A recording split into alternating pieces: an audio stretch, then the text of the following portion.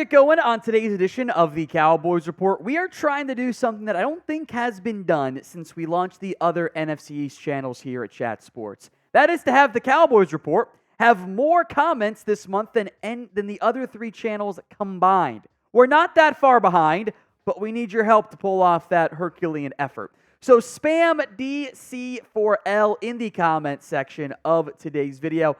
I think it's doable. We're only at about the halfway point of this month, but there is still some ground to go. So make sure you're spamming DC4L on this video and future ones if you want to be the MVP. Now let's talk Stephon Gilmore. An update coming from his conversation with Josina Anderson about his free agency status as he remains unsigned. Here's what Gilmore told her in a phone conversation. There are still some good corners and safeties out there like Justin Simmons and myself that are still not signed. Honestly, I'm being patient and staying ready until teams see what they have in training camp. But you mean to tell me that among 32 teams that there are 64 starting corners that are better than me? I don't think that. If teams want to win, I think they should sign the best players.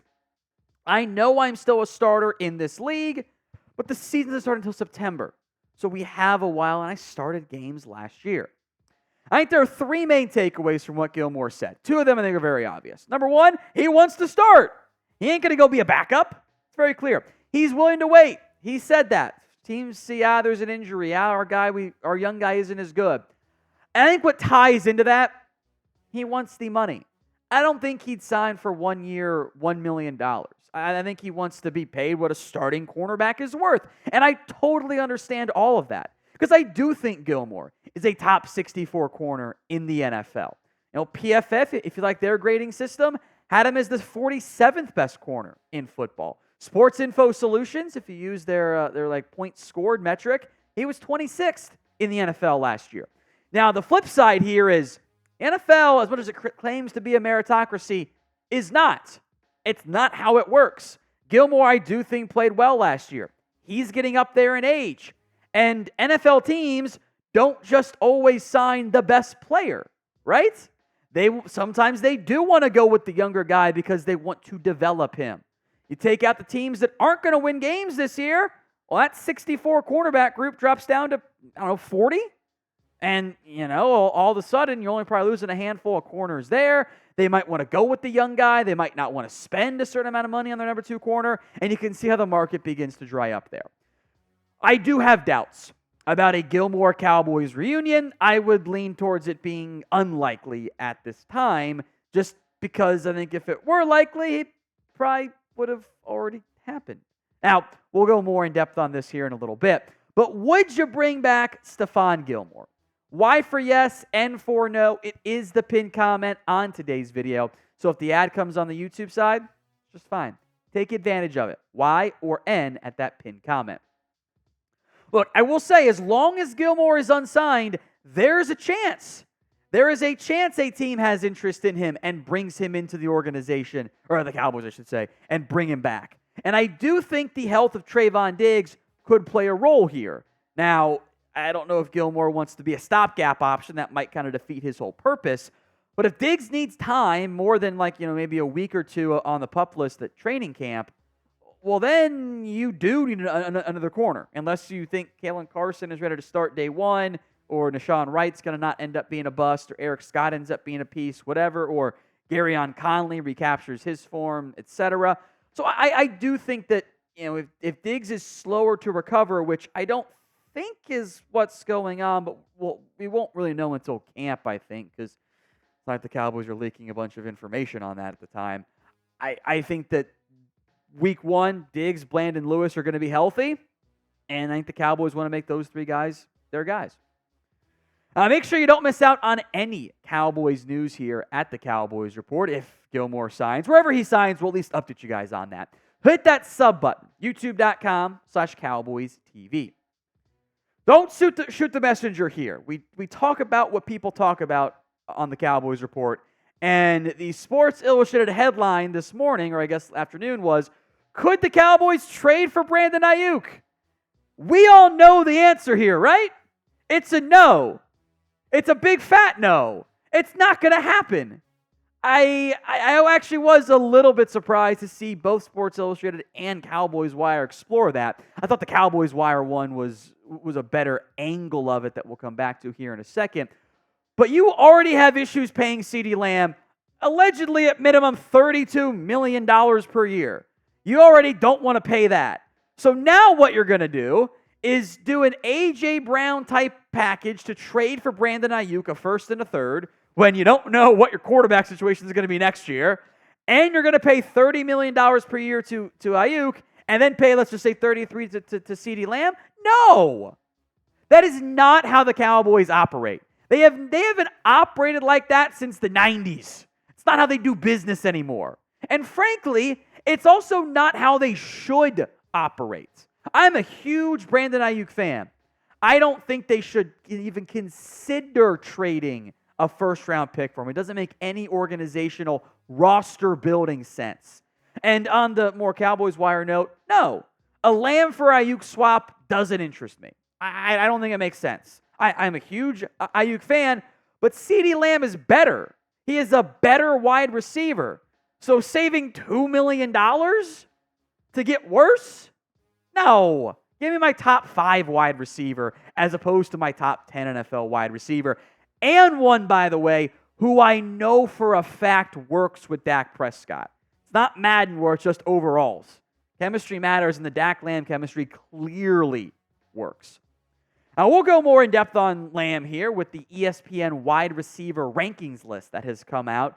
I think of the list so far, the receiver one is probably one of the better ones. There were still some issues there, as any opinion-based article or list is going to have. Before we get to that, you can get the Cowboys turnover chain over at chatsports.com/Cowboys chain. Link will be in the comment section and the description of today's video.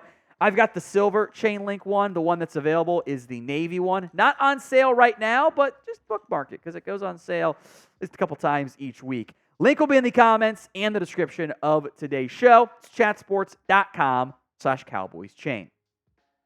So ESPN, as they've been doing this offseason, ranking the top 10 at each position, help of scouts, execs, and coaches.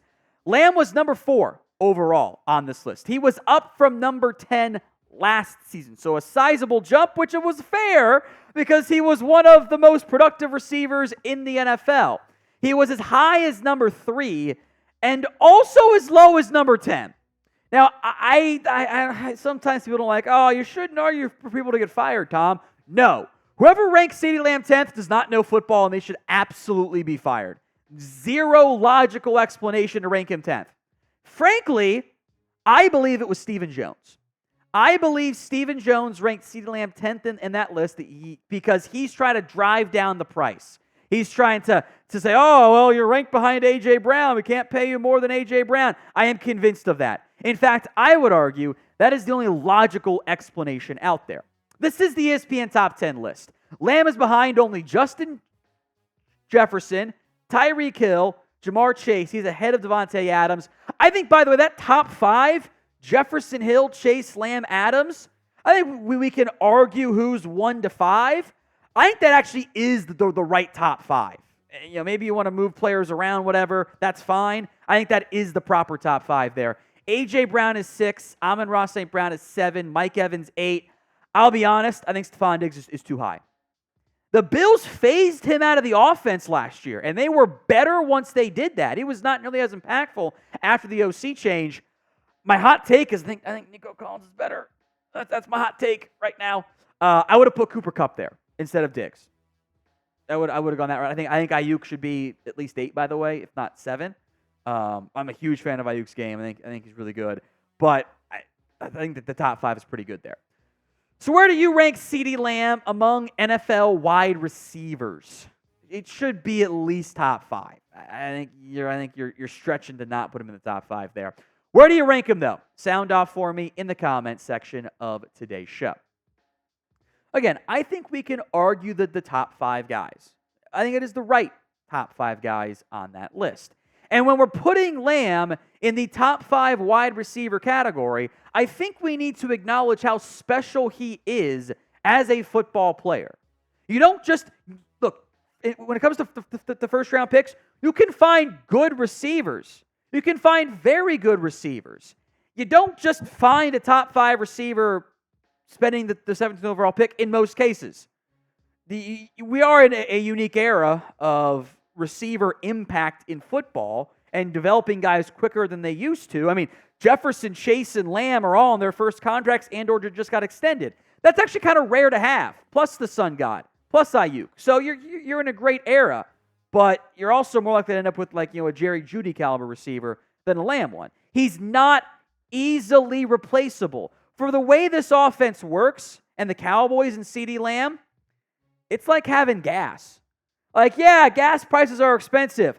What am I going to do? Not put gas in my car? I need it. I have to do it. I'll try to save money where I can, but I can't let it get to empty. All right? Here's what one NFL scouting director, by the way, told ESPN on Lamb. He was able to move around the formation more this year, specifically outside. And he consistently won in critical situations over the course of the year. He proved to be a do-it-all receiver. He has great hands and outstanding pace to his routes and setup that gives defensive backs problems. Look at where CeeDee Lamb ranked last year. He was first in catches, only 5th in target share, by the way. The Cowboys threw it a little bit more than most teams because how they move the ball. 2nd in yards, 1st in yards after catch, 1st in total expected points added, 5th in yards per route run. This is why you have to pay CeeDee Lamb. This is one of the best wide receivers in football. I like A.J. Brown a lot. He's a really good football player. He's a top 10 receiver. A.J. Brown got $32 million. CeeDee Lamb is better. So consider this today's the Cowboys should pay CeeDee Lamb tweet. They need to get this done ASAP. If you don't get it done by camp, I am going to be upset. Oh, they'll get it done a few days later. Why are we waiting? You could have done this deal this time last year, overpaid, and they'd be like, wow, what a steal. He didn't. So type me if you want to pay CeeDee Lamb. Sound off for me in the comments of today's show.